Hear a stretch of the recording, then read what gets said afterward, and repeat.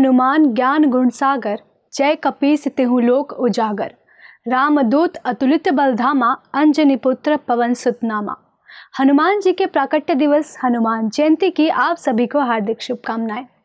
जब भी भगवान श्री राम के सेवकों के विषय में बात निकलती है, सेवकों की गिनती होती है, तो हनुमान जी का नाम सबसे ऊपर होता है, क्योंकि इनकी सेवा, इनका समर्पण ही हनुमंत लाल को इतना महान बनाता है।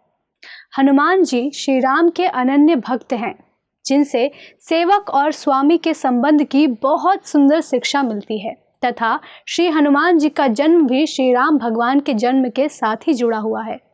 दशरथ महाराज ने जब पुत्र कामेष्ठी यज्ञ किया और उससे जब दिव्य पुरुष निर्माण हुआ, तो उसके हाथ में खीर का पात्र था और जब उस खीर को अलग अलग मात्रा में दशरथ जी विभाजित कर रहे थे, तो बीच में वायुदेव की ओर से हवा का तेज झोंका आया और वो खीर का एक हिस्सा हवा में ले गया, क्योंकि वायुदेव को ब्रह्मा जी को दिया गया वचन पूरा करना था और श्री राम की सेवा में अपने अंश का सहभाग देना था।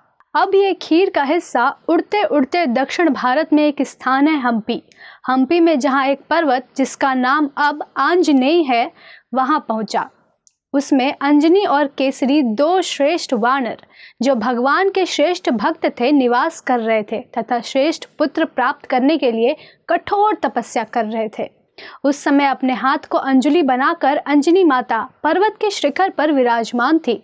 तभी वो खीर उनकी अंजलि में आकर पड़ती है, जिसे प्रेरणा से अंजनी माता ग्रहण करती है। तब यथावकाश वे गर्भवती होती हैं और कुछ समय पश्चात श्री हनुमान जी का जन्म होता है। इसीलिए हनुमान जी अंजनी पुत्र, पवन पुत्र तथा केसरी नंदन कहलाते हैं। सेवक और स्वामी का संबंध बड़ा ही अद्भुत होता है और इसे श्री हनुमान जी ने दिखाया कि एक सेवक का भाव कैसा होना चाहिए, समर्पण किसे कहते हैं। अपने श्री राम जी के प्रति इतना प्रेम, इतनी प्रगाढ़ समर्पण श्री हनुमान जी से अच्छा और कौन सिखा सकता है। राम कण कण में निवास करते हैं, हरि व्याप्त सर्वत्र समाना, प्रेम ते प्रकट होई मई जाना। ये बात कहते सब हैं, किंतु इसे सिद्ध किया हनुमान जी ने। भगवान कण कण में निवास करते हैं, मेरे भीतर, आपके भीतर। इसे हनुमान जी ने अपने सीने में माता जानकी और श्री राम तथा लक्ष्मण के दर्शन कराकर सिद्ध कर दिया। ये दिखा दिया कि जो सच्चा वैष्णव होता है, सच्चा भक्त होता है, भगवान उसके हृदय में निवास करते हैं। एक बार श्री नारद जी ने भगवान से पूछा कि भगवान, क्या आपके पास कोई हिसाब है जिससे पता चले कि आपके भक्त कौन कौन हैं? भगवान ने कहा, हाँ नारद, मेरे भक्तों की गिनती बहुत बड़ी है, लिस्ट बहुत लंबी है, इसीलिए मैंने उनकी एक डायरी बना रखी है। और श्री नारद मुनि ने देखा कि इस डायरी में सबसे ऊपर तो उन्हीं का नाम था। फिर पूरी डायरी जब उन्होंने देखी, तब पाया कि उसमें कहीं भी हनुमान जी का नाम नहीं था। तो नारद जी ने भगवान से पूछा, इसमें हनुमान जी का नाम तो कहीं भी दिखा ही नहीं, ऐसा कैसे हो सकता है? वे तो आपके परम सेवक हैं। तब भगवान ने कहा कि नहीं, ऐसा नहीं है, हनुमान जी का नाम मैंने अलग डायरी में लिखा है।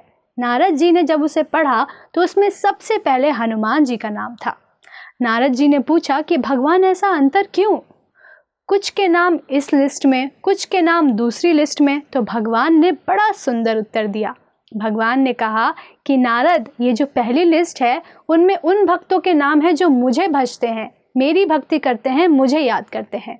तब दूसरी सूची, दूसरी लिस्ट के विषय में पूछने पर भगवान कहते हैं कि दूसरी लिस्ट उनकी है जिन्हें मैं भजता हूँ, जिनको मैं याद करता हूँ, जिनकी भक्ति मैं करता हूँ। और हनुमान उन्हीं भक्तों में से एक है। जब भी कोई कार्य करना हो तो मैं हनुमान को ही याद करता हूँ। ये है परम भक्त हनुमान जी, जो सबके जीवन से संकट का, कष्टों का हरण करते हैं और सुरक्षा प्रदान करते हैं। हनुमान जी अनेकों अद्भुत गुणों से संपन्न हैं, जिनका उपयोग वो भगवान राम की सेवा के लिए करते हैं। आइए इस हनुमान जयंती पर हनुमान जी से प्रार्थना करें कि जिस प्रकार आपने भगवान श्री राम के चरणों की भक्ति करी, हमारे भीतर भी श्री राम के प्रति उतनी ही भक्ति, उतना ही दृढ़ निश्चय आप कृपा कर हमें प्रदान करें। धन्यवाद। हरे कृष्णा। ऐसे ही और भक्तिमय कार्यक्रमों के लिए देखिए हरे कृष्णा टेलीविजन और इसे प्राप्त करने के लिए आप अपने केबल अथवा DTH ऑपरेटर से संपर्क करें तथा और अधिक जानकारी के लिए आज ही डायल करें 7666 839 839।